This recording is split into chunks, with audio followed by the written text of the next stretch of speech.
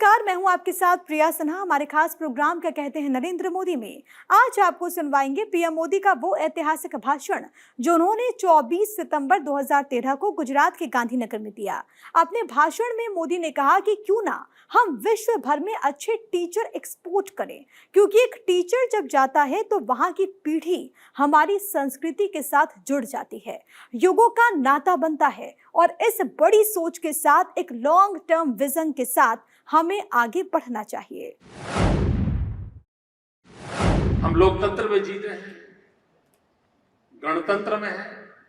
हमारे गणतंत्र की सफलता की गारंटी भी गुणतंत्र से जुड़ी हुई है और गुणतंत्र पनपता है स्कूल में, शिक्षक और विद्यार्थियों के बीच में। जब गुणतंत्र मजबूत होता है तब जाकर के गणतंत्र मजबूत होता है और लोकतंत्र देश के अंदर गणतंत्र के भरोसे जीवन व्यवस्थाएं जहां बनी हुई है वहां गुणतंत्र के प्रति सर्वाधिक ध्यान देना आवश्यक होता है। ये आईआईटी के माध्यम से उस गुणतंत्र को हम बल देते हैं। कभी कभी हमारी एक मजाक बड़ी होती थी, हमारे मीडिया के लोगों को भी मजा आती थी, हमारे विरोधी दल को तो बहुत मजा आती थी। वो कहते हैं मोदी उत्सव करता रहता है, उत्सव।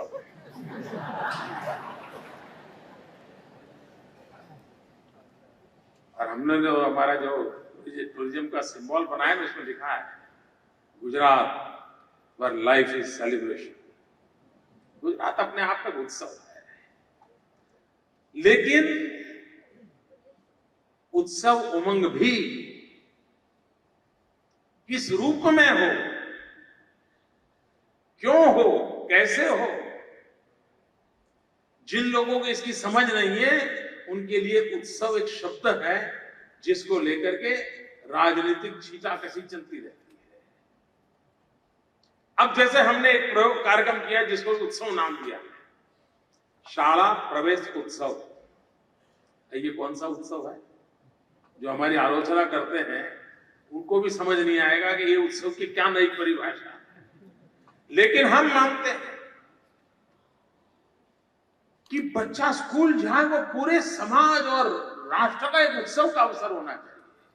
और मैं तो कभी कभी कहता हूं कि मुझे मुख्यमंत्री के नाते शपथ लेने के कार्यक्रम का जितना आनंद होता है उससे ज्यादा शाला प्रवेशोत्सव के समय एक गरीब बच्चे को स्कूल ले जाने के प्रसंग से होता है। समाज का इससे बड़ा उत्सव क्या हो कि जब नई पीढ़ी शिक्षा के द्वार पर जाकर के खड़ी रहने वाली है और अपनी जीवन यात्रा को प्रारंभ कर रही है, इससे बड़ा उत्सव क्या हो सकता है? हमने एक और काम शुरू किया, गुणोत्सव। अब ये कोई उत्सव होता है क्या? लेकिन हमने उसको उसमें जोड़ा क्योंकि हम जानते हैं हमारी प्रकृति में उमंग और उत्साह के साथ जिसका जो को करते हैं उसका एक परिणाम मिलता है। स्कूल बन गए, टीचर आ गए, कंप्यूटर आ गया, इंटरनेट कनेक्टिविटी आ गई, ज्योतिग्राम आ गया, सब हो गया। लेकिन अगर शिक्षा का माहौल चाहिए उस प्रकार से विकसित नहीं हो रहा है तो ये व्यवस्था किस काम की?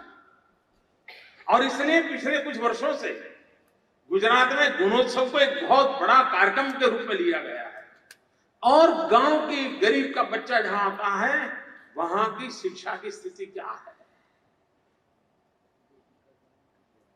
उस विद्यार्थियों की अवस्था क्या है, उनकी इतर प्रवृत्ति क्या है। वो लाइब्रेरी में जाता है, वो कंप्यूटर सीखता है, वो खेल के मैदान में जाता है, छोटी छोटी चीजों के ऊपर ध्यान दिया। और मित्रों, मैं गर्व से कह सकता हूं हमारे देश में बिजनेस स्कूल ए ग्रेड के कितने हैं उसकी चर्चा होती है, आईआईटी ए ग्रेड के कितने हैं उसकी चर्चा होती है, मेडिकल कॉलेज ए ग्रेड के कितने उसकी चर्चा होती है। लेकिन हमारे देश में सरकारी प्राथमिक शाला में ए ग्रेड की कितनी शाला है उसकी ओर खोजने के लिए किसी को फुर्सत नहीं है। गुजरात पहला राज्य है जिसने गवर्नमेंट प्राइमरी स्कूल का gradation A grade, B grade, C grade, D grade, और जब किया तो फिर सबने तय किया कुछ भी करेंगे अगली बार हम डी में से सी में आएंगे। किसी ने कहा बी में है, कुछ भी करेंगे ए में आएंगे, यहां है हम कम पढ़ते हैं। एक प्रयास प्रारंभ। इन सारे कामों को अगर करना है तो केंद्र बिंदु में शिक्षक होता है, और इसलिए उत्तम शिक्षकों का निर्माण। अब आज हम ये कहें कि भाई शिक्षक बनना है तो उसमें ये गुण होने ही चाहिए, लाएगा कहां से? समाज का वो माहौल नहीं है कि वहां से उसे वो मिले। 40-50 साल पहले ट्रेनिंग की जरूरत नहीं होगी, क्योंकि समाज की रचना ही ऐसी थी कि उसको मिल जाता था। आज आप उसको देना पड़ेगा, ट्रेन करना पड़ेगा, समझाना पड़ेगा। दूसरा, हमें ट्रेन करने की आवश्यकता इसलिए भी है कि हम बीते हुए कल के भरोसे नहीं जी सकते। हमें आने वाले युग की ओर सोचना होगा, आने वाले काल के लिए सोचना होगा। बदलते हुए विश्व में हम कहां खड़े हैं, हमारे गुजरात का, देश का नागरिक, हिंदुस्तान का नागरिक 21वीं सदी में कहां खड़ा होगा, इन सपनों के आधार पर उसका निर्माण हो। उसलिए शिक्षकों का निर्माण भी वैसे ही होना चाहिए। और इसलिए इस पूरी व्यवस्था में एक आमूलचूल परिवर्तन आवश्यक लगा, और उसकी प्रयोग भूमि के रूप में ये Indian institute of teachers education IITE इस यूनिवर्सिटी का निर्माण हुआ। अभी तो उसकी बाल्यावस्था है, उसकी उम्र अभी 2 साल हुई, और हिंदुस्तान में हर एक के ध्यान में आया है कि हाँ, ये करने जैसा काम है। मित्रों, भारत युवा देश, 65% जनसंख्या 35 से कम उम्र की है। आज विश्व के हर देश को टीचर्स की बहुत बड़ी रिक्वायरमेंट है। अच्छे टीचर के लिए दुनिया के अंदर बहुत कठिनाई है। क्या हम विश्व भर में हम अच्छे टीचर एक्सपोर्ट कर सकते हैं? यहां कई लोग बैठे होंगे जिनका अमेरिका जाने का सपना रह गया होगा। कई लोग बैठे होंगे जिनको लंदन में जाने का मन करता होगा, ऑस्ट्रेलिया जाने का मन करता होगा। मित्रों, आपका रास्ते पर कोई दरवाजा बंद नहीं हुआ है। अगर आप उत्तम टीचर बने, पूरे विश्व को उत्तम टीचरों की आज मांग है, जरूरत है। अगर भारत के पास इतने युवा शक्ति है, और उसमें से अगर 10, 15, 20 लाख टीचर दुनिया में हम पहुंचा सके, तो विश्व के अंदर हम एक नई शक्ति के रूप में अपने संबंधों को जोड़ सकते हैं। इस लंबी सोच के साथ क्यों न करें? और मित्रों, एक व्यापारी जाता है और एक टीचर जाता है, दोनों में बहुत बड़ा फर्क होता है। एक व्यापारी जाता है तो उसके डॉलर और पाउंड का हिसाब चलता रहता है, लेकिन एक टीचर जब जाता है तो वहां की पूरी पीढ़ी हमारी संस्कृति के साथ जुड़ जाती है, यानी युगों का नाता बनता है।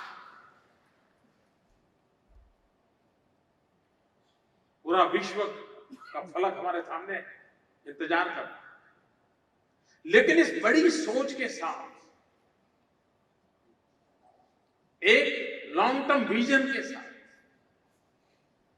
उत्तम शिक्षक निर्माण करने को प्रायोरिटी देते हुए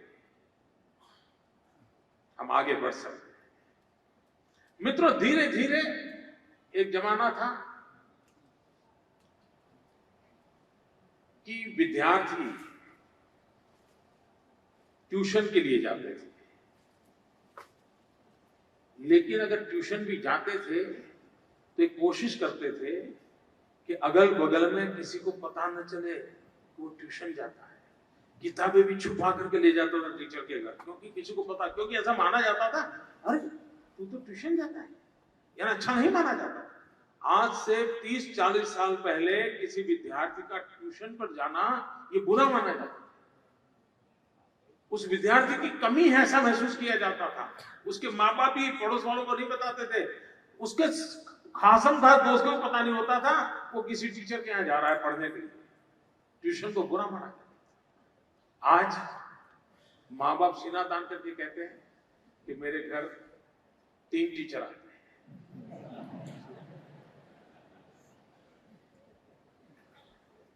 जैसे टैक्सी हायर करते हैं। ये स्थिति ठीक रही है।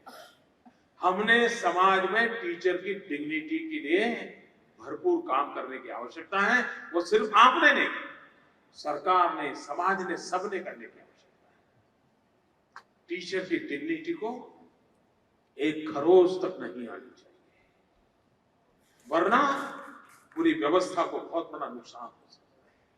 फिर से एक बार टीचर की डिग्निटी कैसे पैदा? हम परंपरा से मान सम्मान देते आए हैं, कोई नया हमको करने की जरूरत नहीं है। वो कोई फॉरेन एलिमेंट नहीं है जो ला करके घुसेड़ना है। व्यवस्था पुनर्जीवित करने की आवश्यकता है, प्राणवान बनाने की आवश्यकता है। अगर ये हम करते हैं तो टीचर की डिग्निटी ये सामाजिक दायित्व है। मेरे बच्चे को पढ़ाने के लिए फलाना टीचर आता है, ढिकना टीचर आता है, ये गौरवगान करने से टीचर की डिग्निटी को बहुत बड़ी हानि होती है। और इसलिए शिक्षक मन, जैसा भाई श्री कहते थे उस प्रकार से, ये 24/7 वाला विषय है। और मैं अभी दाहोद जिले में गया था, तो दाहोद जिले में रिटायर्ड सरकार में जो से रिटायर्ड हुए उन टीचर्स को इकट्ठा किया था, और वो भी ज्यादातर अवार्ड विनर टीचर्स को इकट्ठा किया था। किसी की उम्र 80 साल हो गई थी, किसी की 70 साल हो गई थी, किसी की 75 साल हो गई थी। और मैंने जब उनको पूछा, ट्रैवल बेल के लोग थे, वे आज भी अपने गांव के बच्चों को पढ़ाते थे। ये बड़ी आनंद देने वाली घटना थी। एक बार मैं शाला प्रवेशोत्सव के निमित्त दांता तहसील में घूम रहा था, तो एक स्कूल में मैं गया। वहां के दांता के पास एक गांव में, पूरा गांव 80-90% पॉपुलेशन मुस्लिम समाज की है। तो वहां मैं गया तो एक बूढ़े से व्यक्ति, दाढ़ी वाड़ी थी, नमाजी मुस्लिम सज्जन थे, वो गेट पे मुझे रिसीव किया, अंदर ले गए, फिर पानी मुझे पिलाया। तो मुझे लगा हो सकता है ये यहाँ के स्कूल के प्यून हो गए। उम्र भी काफी थी। इतने में सब टीचर वीचर सब इकट्ठे हो गए और ये सबको पानी पिला रहे थे। बाद में मेरा मन कर गया, मैंने कहा पूछा इतनी उम्र के व्यक्ति, इनसे ये काम आप लोग कैसे ले रहे हैं? फिर मैंने उनसे परिचय किया तो मैं हैरान था।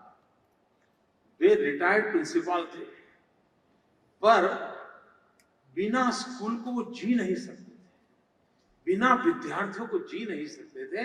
इसलिए वो सुबह होते ही स्कूल में आ जाते थे। पानी पिलाना है तो पानी पिलाते थे, पौधों को पानी पिलाना है पौधों को पिलाते थे, बच्चों को संभालना है तो भाई वो ऐसे पागल की तरह बच्चों की सेवा कर रहे थे। मित्रों, शिक्षक मन क्या होता है मैंने उस सज्जन में देखा था।